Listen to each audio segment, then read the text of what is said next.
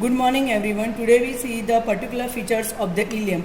Before it, I just show you this is right side of hip bone because ilium is on the superior aspect. In front of obturator foramen there is pubis, behind it there is ischium, and on the posterior aspect there is acetabular fossa. So you can see this is the right side of hip bone. Okay, so before see the particular features, I just give you brief idea about the general features of the ilium. You can see here this is the iliac crest. It is divided into ventral 2/3 segment and dorsal 1/3 segment. There are three borders in the ilium. This one is the anterior border. This is the medial border, and this one is the posterior border. There are three surfaces in case of ilium. This is iliac fossa or iliac surface that lies between anterior and medial border. Between medial and posterior border, this is the sacropelvic surface. And this one is the on the posterior aspect, this is the gluteal surface. In the anterior border, most superior aspect, there is a anterior superior iliac spine. Below it there is notch, and this one is the anterior inferior iliac spine. This is the posterior border. Here this is the posterior superior iliac spine. Below it there is some shallow notch, and then this is the posterior inferior iliac spine. Below it there is one wide notch that is called the greater sciatic notch. Now we'll see the attachment. First we see the attachment over the iliac crest. As I say you, iliac crest is divided into ventral 2/3 segment and dorsal 1/3 segment. On the ventral 2/3 segment, this is the outer lip, this is the inner lip, and this is the intermediate area. See, this is the outer lip. On the outer lip, there is attachment of the fascia lata in whole extent. There is origin of the tensor fascia lata from anterior superior iliac spine to this tubercle of the iliac crest. There is insertion of the external oblique into the anterior 2/3 of the iliac crest, and on the posterior 1/3 aspect, here there is origin of the latissimus dorsi. On the inner lip, this is the inner lip.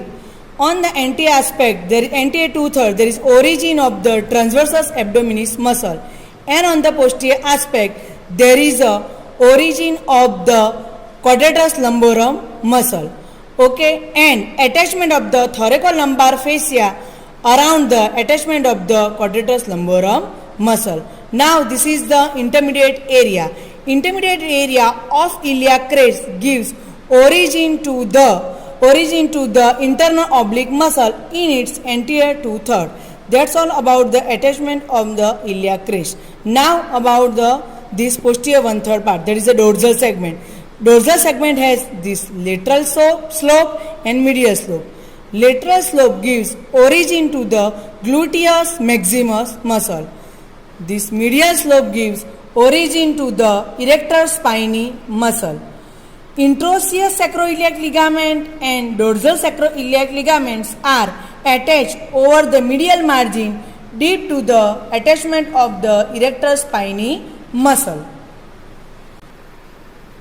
Now see here, this is the anterior superior iliac spine that gives attachment to the inguinal ligament, and it also gives origin to the sartorius muscle.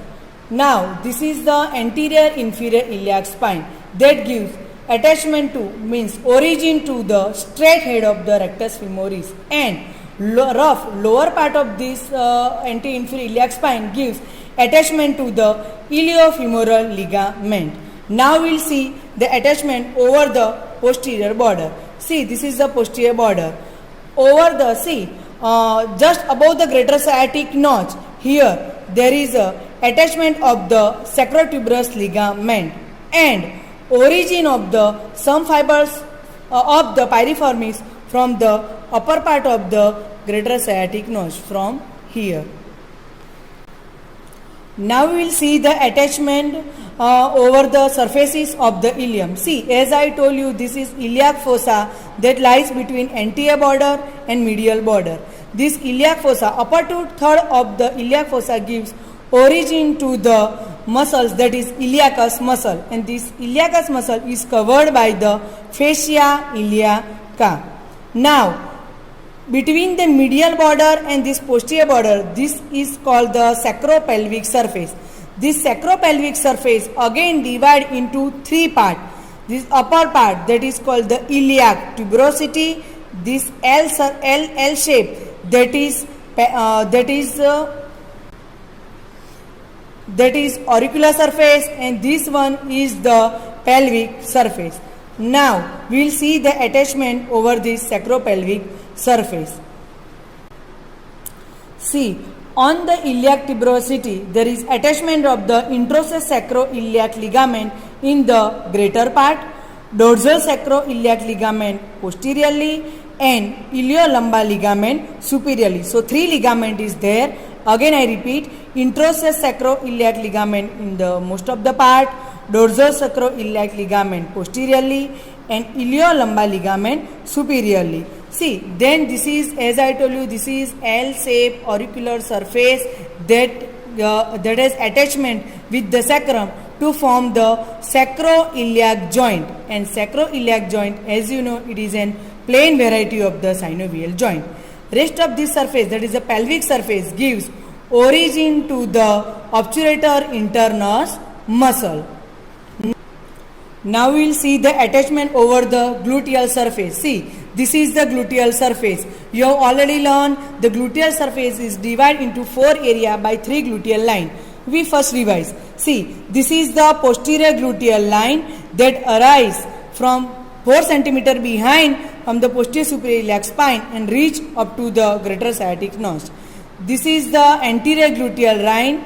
They start from 5 cm behind the anterior superior iliac spine and reach up to the upper border of the greater sciatic notch. This is the inferior gluteal line.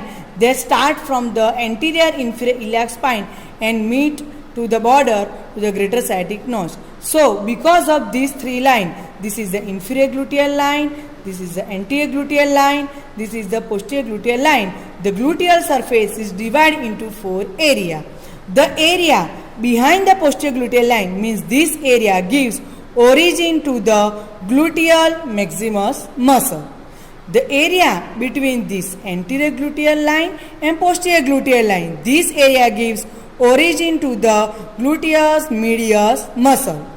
The area between anterior gluteal line and inferior gluteal line, this area gives origin to the gluteus minimus muscle, and the area just below the inferior gluteal line gives origin to the reflected head of rectus femoris muscle.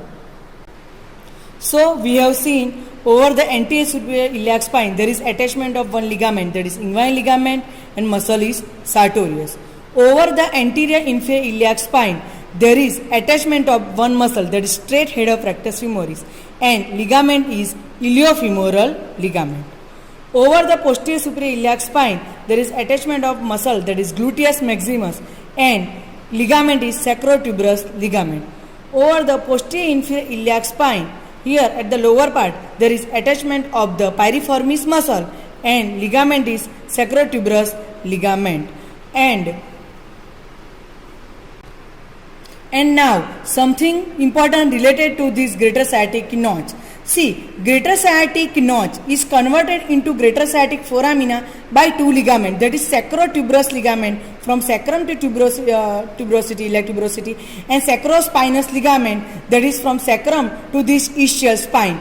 So this greater sciatic notch is converted into greater sciatic foramina. Okay. Now from the greater sciatic foramina there is passing of one muscle, that is piriformis, that is called the key muscle. Why it is called the key muscle? Because some important structures coming just above the piriformis and some arise just below the piriformis. We will see above the piriformis there is passing of superior gluteal nerve and superior gluteal vessels. Okay. Now below the piriformis many structures passing. Which are they? They are inferior gluteal nerve and vessels, then nerve to quadratus femoris, then sciatic nerve, posterior cutaneous nerve of thigh, and three important structures, that runs from greater sciatic foramina to lesser sciatic foramina. They are pudendal nerve, internopudendal vessels, and nerve to obturator internus. These are the three only structures that runs from the greater sciatic foramina to lesser sciatic foramina. Rest of the structure that I have told that goes into the gluteus region supplies the gluteus muscle as well as the back of thigh muscles. See, we can see in this book picture, this is the structure, this is the figure for the structure in the gluteal region. See, you can see here, this one is the piriformis muscle, right? So, as I told you, this is a key muscle that runs into the greater, through the greater sciatic notch or foramina. See, you can see here, these are the structure, they are superior gluteal nerve and vessels that runs above the piriformis. Now you can see here, there are the many structures that runs below the piriformis. As I told you, they are the inferior gluteal nerve and vessels. This is the posterior cutaneous nerve of thigh. This one is the thickest nerve, that is sciatic nerve. And these are the three structures that run from this greater sciatic foramina to the lesser sciatic foramina. They are pudendal nerve, internopudendal vessels, and nerve to obturator internus. So these structures runs below the piriformis, and these two structures runs above the piriformis. That's all about the particular features of ileum.